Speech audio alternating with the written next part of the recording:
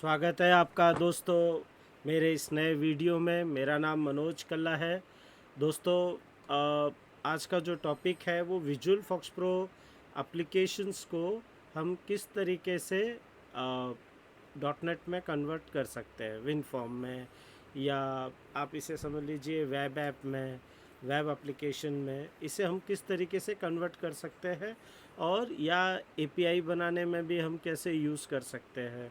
लेकिन देखिए, मेरा एक सुझाव है कि अगर विजुअल फॉक्स प्रो एप्लीकेशन को अगर डॉट नेट में कन्वर्ट कर देते हैं तो उसको मतलब एक प्लानिंग के तहत करना होगा, जिससे कि हम लोग हमारा जो फ़ायदा है वो हमको अच्छे से अच्छा मिल सके और हम अच्छे से काम कर सकें।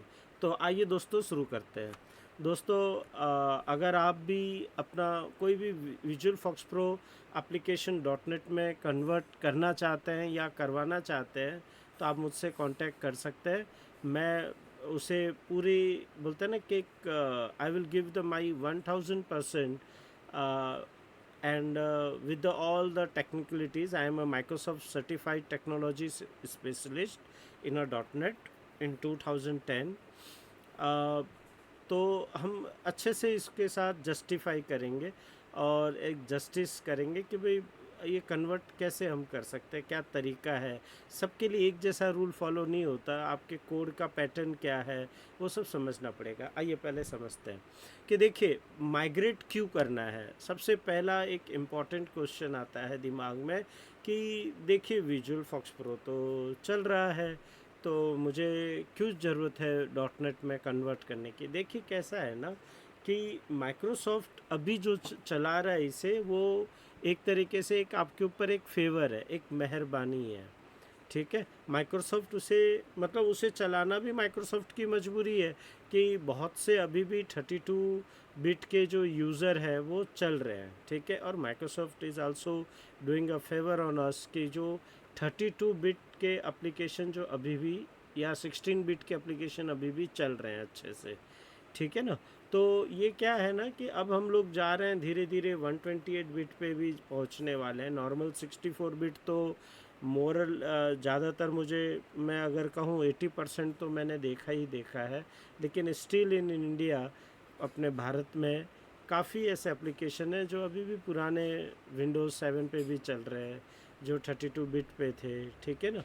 तो अब ये जो why migrate from the V F V 9 to dot net is what, कि भाई आपका ये जो आप देखते हो कि जब भी विजुअल फॉक्स प्रो आप जब डालते हो तो ये आप देख रहे हो यहाँ पे, ये यहाँ पे जाता है फॉक्स प्रोग्राम फाइल्स 4x86, ये इस फोल्डर में जाता है, ये देख रहे हो। तो x86 यानी क्या, वो मशीनें जो कि पुराने टाइम की थी। याद आ रहा है आपको कौन सी? जैसे X 286, 386, ये मतलब वो X86 जो पुराने लोग हैं वो समझ जाएंगे। 486 मशीन, फिर पेंटियम 1 आया था, P1, P2, है ना, ऐसे लिखते थे हम लोग, P3। तो ये जितने जो थे ना, ये प्रोग्राम फाइल्स X80 उससे उससे रिलेटेड था। ठीक है ना। तो ये आपने देखा ना। तो अब माइक्रोसॉफ्ट की दुखती नब्ज़ क्या है कि उसे दो हैंडल करना पड़ता है, प्रोग्राम फाइल्स भी और प्रोग्राम फाइल्स X86। ठीक है ना।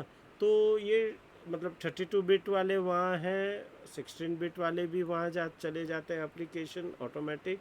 ठीक है ना। इसके लिए जो पुराने ज़माने में जो config डॉट सिस थी, ये भी अभी मैनेज होती है, लेकिन बैकएंड पे वो अपने आप हो जाता है। अभी आपका जो विंडोज़ रन होता है, तो विंडोज़ रन भी अगर आप देखोगे विनवर, आप पुराने में भी वही कमांड था। अगर मैं यहाँ लिखूँ विनवर, देखिए आप, मैं यहाँ लिखूँ विनवर, तो मैं यहाँ पे भी देखिए मुझे विंडोज़, ये सारे पुराने डॉस के ही कमांड है विनवर।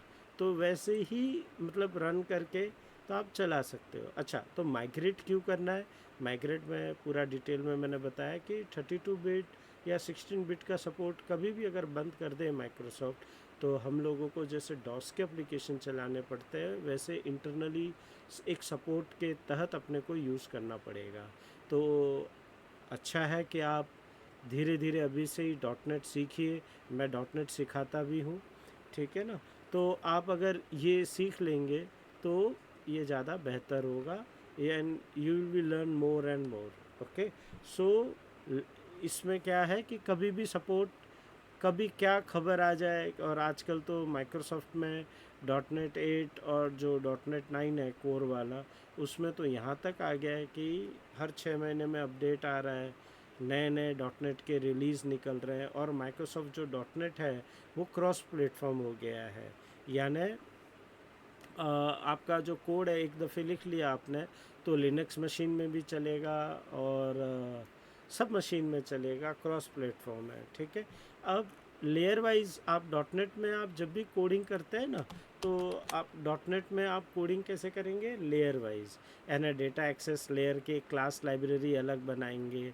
तो क्लास लाइब्रेरी अगर आप जब बना रहे हो तो उस क्लास लाइब्रेरी या जो डेटा एक्सेस लेयर है वो आप मतलब जैसे कहते हैं ना आने वाले दिनों में, जैसे ये देखिए मैं बताऊँ आपको कि जैसे कि मैंने डेटा एक्सेस लेयर बनाई मैंने, तो डेटा एक्सेस लेयर मेरी ये बन गई समझ लो।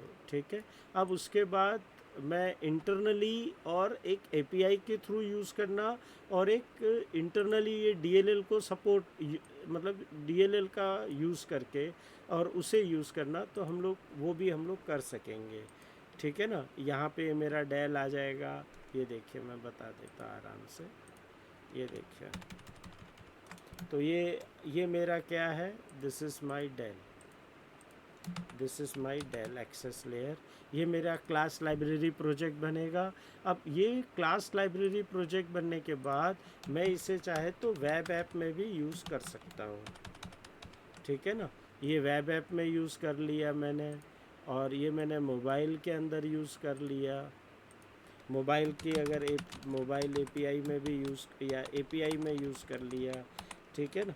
तो एपीआई में भी यूज़ कर सकता हूँ, डेस्कटॉप में भी यूज़ कर सकता हूँ। तो मेरा लिखने का अब सिर्फ फिर क्या होगा कि जब मेरा डेटा एक्सेस लेयर अच्छे से बन के तैयार हो जाता है, देखिए मैं वापस से समझाता हूँ कि देखिए 3 तरीके के मॉडल्स होते हैं। ठीक है ना। 3 तरीके का लेयर होता है।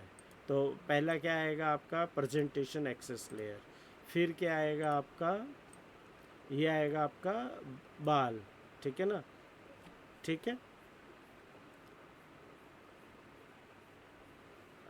और तीसरा आएगा आपका क्या कहता है, डाल। तो बिजनेस एक्सेस लेयर ये आपका क्या हो गया,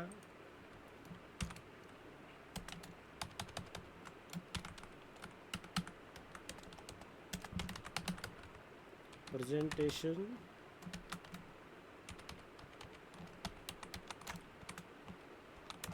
प्रेजेंटेशन लेयर। ठीक है। ये हो गया मेरा। और अब मैं इसकी बात करूं, ये बीच वाला क्या है, बिजनेस, ये बिजनेस एक्सेस लेयर है।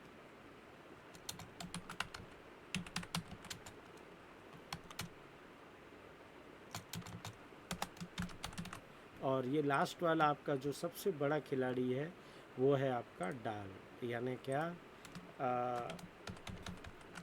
Data access layer. अभी देखिए क्या होता है, ये जो ये आपका पाल है, पाल बाल डाल, तो प्रेजेंटेशन एक्सेस लेयर में आपके सारे यूआई वाले कंटेंट जो है वो सब आ जाएंगे। यूआई यानी यूआई में आप क्या करना चाहते हो वो सारा आ जाता है। और बिजनेस एक्सेस लेयर में आपका वैलिडेशंस आता है। क्या आता है, वैलिडेशंस। ये वैलिडेशन आ जाएगा यहाँ पे, ये इस वाले में। ठीक है ना। ये वैलिडेशन है, ये आपका वैलिडेशन लेयर बन गया। यानी कि कहीं पे आपने रूल डालना है कि भाई 21 वाला ही मतलब क्लब मेंबरशिप ले सकता है, तो ये सारे जो डेटा का वैलिडेशन है, डेटा को चेक करना है, ये सब वैलिडेशन लेयर भी आप अलग से बनाइए। ये .NET में अच्छे से बन जाते हैं। ठीक है। और ये फिर क्या होगा आपका, आपका ये डाल है। अब ये डेटा एक्सेस लेयर क्या होगा, आपका यूआई का क्लाइंट जो है, यानी आपका ये डेटाबेस डीबी कनेक्टिविटी हो जाएगा ये। तो आपका यूआई कोई भी हो, यानी आपका मोबाइल ऐप बन रहा है तो भी ये दोनों को यूज़ कर सकते हो। ठीक है। और आपका अगर वेरिएबल कोई बनाना है आपको एंड्रॉयड का, तो वेरिएबल में भी आप किसी में भी कुछ भी कॉल कर सकते हो, ठीक है।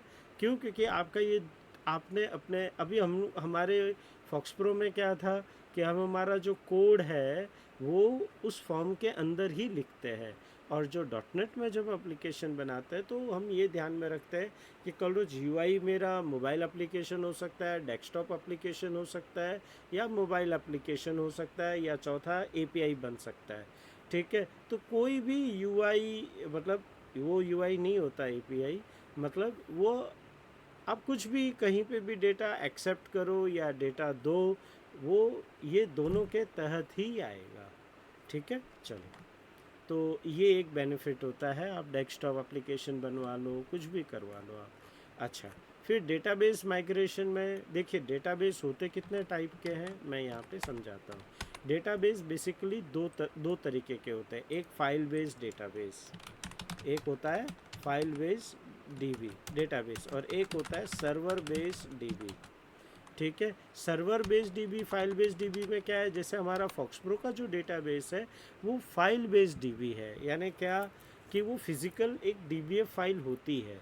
और सर्वर बेस्ड डीबी में क्या है कि वो एक सर्वर है जो कि क्लाउड पे हो सकता है या मेरे पीसी पे होगा, तो बहुत सारे लोग कनेक्ट कर रहे हैं, तो वो सर्वर बेस्ड डीबी अलग होगा।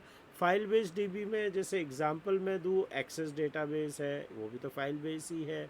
फॉक्स प्रो का डीबीसी है, डीबीएफ है, वगैरह वगैरह काफ़ी है। और सर्वर बेस्ड डेटाबेस में जैसे कि एसक्यूएल सर्वर, माई सिक्वल, साइबेस, बहुत सारे हैं, गुप्ता एसक्यूएल है ना, पोस्टग्रेस, इनग्रेस है ना।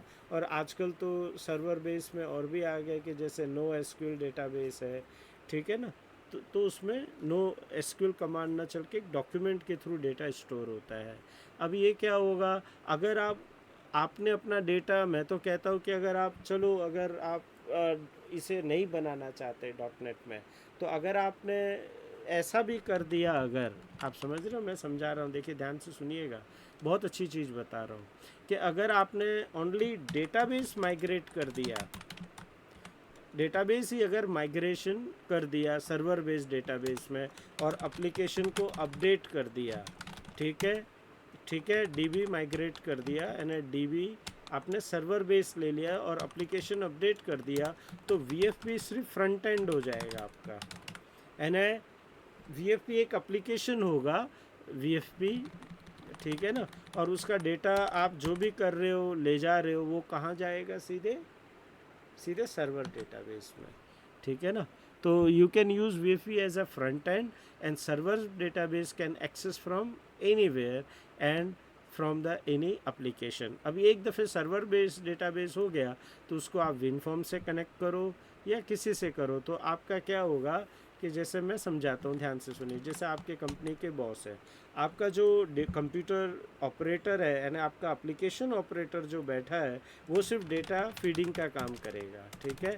लेकिन बॉस लेवल पे जो रिपोर्टिंग चाहिए, क्लाइंट को एसएमएस जाए या क्लाइंट को अपना डेटा देखना है, तो वो सर्वर बेस है, ठीक है। तो वो कहीं से कुछ भी एक्सेस कर सकता है। फिर बात करते हैं कि जो रिपोर्टिंग की, कि रिपोर्टिंग का क्या करें। तो रिपोर्टिंग में देखिए डॉट नेट में बहुत सारे ऑप्शंस हैं। एक आर डी एल सी है, दूसरा क्रिस्टल रिपोर्ट है। ये भी आप डेस्कटॉप में भी यूज़ कर सकते हो, otherwise you can use in web application also. तो ये बहुत अच्छा ऑप्शन है, और मैं तो सजेस्ट करूँगा जितना HTML रिपोर्टिंग आप यूज़ करोगे, HTML का डिज़ाइन बना के, भले वो इनवॉइस बनाओ या कुछ भी बनाओ या रिपोर्ट है, तो आप HTML कीजिए और HTML को PDF में कन्वर्ट कर दीजिए। This much more better, okay. आप मुझसे भी कांटेक्ट कर सकते हैं कि आपके VFP पूरे एप्लीकेशन को, आपका ERP एप्लीकेशन है या कोई छोटा डेटाबेस मैनेजमेंट एप्लीकेशन है, तो मैं आपको उसमें हेल्प करूँगा, और मैं क्या कहते हैं उसे, एक नॉमिनल फ़ीस में मैं आपका कन्वर्ट करके दे दूँगा। अब VFP माइग्रेशन के स्टेप्स क्या क्या है। सबसे पहले आपके फॉर्म्स, आपके डेटाबेस, रिपोर्ट्स, उन सबको क्लास लाइब्रेरी के बेस पे उसको कन्वर्ट करेंगे, उसका वैलिडेशंस हम लोग मेंटेन करेंगे। तो ये 4 स्टेप्स में पूरा का पूरा एप्लीकेशंस हम लोग कन्वर्ट कर सकते हैं। यानी आपके एक एप्लीकेशन में पहले ये पता लगाएंगे कि मास्टर्स कितने हैं, आपका डेटा इनपुट यानी डेटा एंट्री के लिए कितने फील्ड्स हैं, फिर आपके रिपोर्टिंग्स कितने हैं, हाउसकीपिंग आपने क्या क्या है, इंडेक्स आपको कितना लग रहा है, क्यों लग रहा है, आप कहाँ पे एक्सक्लूसिव प्रिविलेजेस ऑफ डेटाबेस आपको चाहिए थी, ये सारी ध्यानों को ध्यान में रखते हुए मद्देनज़र we can be convert afterwards and understand all this structure skeleton of your application. First we draft it और फिर ये easily convert हो जाता है. Thank you for listening. Please subscribe my channel and share my video. Thank you, thank you, thank you.